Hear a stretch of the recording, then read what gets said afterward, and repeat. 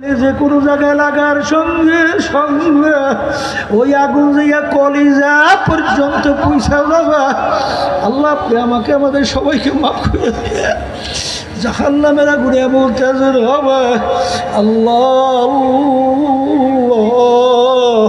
ওয়াকুদুহা আন-নাসু ওয়াল হিজারা উইদ্দাত লিল কাফিরিন। জাহান্নামের আগুন আমার মালিক জ্বালাবে পাথর এবং মানুষ দ্বারা। দুনিয়ার আগুন যত শক্তিশালী হোক, প্রথম জ্বালানোর সময় নরম নরম জিনিস ব্যবহার না করলে দুনিয়ার আগুন জ্বালানো যায় না। কিন্তু জাহান্নামের আগুন এমন তেজের হবে, পাথর এবং মানুষ দ্বারা আগুন জ্বালাইবে। আল্লাহ আপনি আমাকে আমাদের সবাইকে মাফ করেন। মুসা আলাইহিস সালাম রওনা করছেন, পথের পাশে থেকে একটা পাথর যার যার কান্দে। মুসা আলাইহিস সালাম বলে, পাথর তুমি কেন কান্দো? আল্লাহ রাসূল কোথায় রওনা করছেন? আল্লাহর সঙ্গে দেখা করার জন্যে। আমার কথা বললেন যে মালিক একটা পাথর তোমার ভয়, তোমার জাহান্নামের ভয়, কানতে কানতে নহর জারি করছে, জাহান্নাম থেকে মাপ চায়। যখন মুসা আলাইহিস সালাম বললেন মালিক পাথর কানতে কাঁদতে নহর জারি করছে, জাহান্নাম থেকে মাপ চায়, আল্লাহ রাব্বুল আলামিন বললে পাথরকে বইল ওকে জাহান্নামের আগুনে জ্বালাবো না। মুসা আলাইহিস সালামের বাবা তোর তো কপাল ভালো, আমার মালিক তোর কান্না কবুল করছেন, তোর কান্না আমার মালিক তোকে জাহান্নামে আগুনে জ্বালাবে না। পাথরের কান্না বন্ধ হয়ে গেল। কিছুদিন পরে ওই পথ থেকে যখন রওনা করলো, দেখে পুনরায় আবার পাথর কান্দে। নবী ধমক দিয়ে বলে, হে পাথর তুই কি আমার কথা বিশ্বাস করো নাই? তুই আবার কেন কান্দ?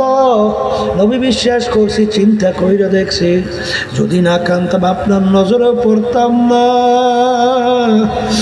বুঝি আপনার আমার কথা মালিকের কাছে বলতেও পারতেন না, আর আমি জাহান্নাম থেকে বুঝি মুক্তিও পাইতাম না।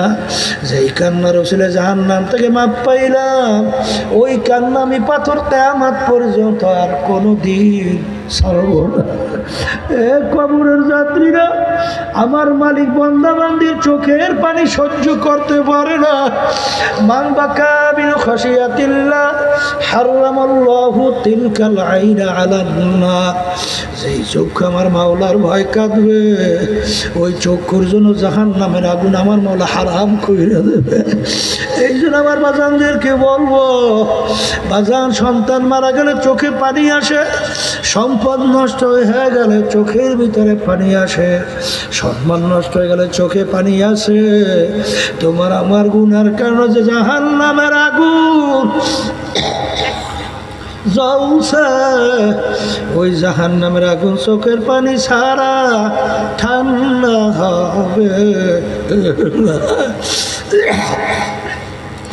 এ কবরের যাত্রীরা, আজকে দুনিয়ার যদি স্বার্থের ব্যাঘাত ঘটে, লাথি মেরে তোমাকে আমাকে বের করে দেয়।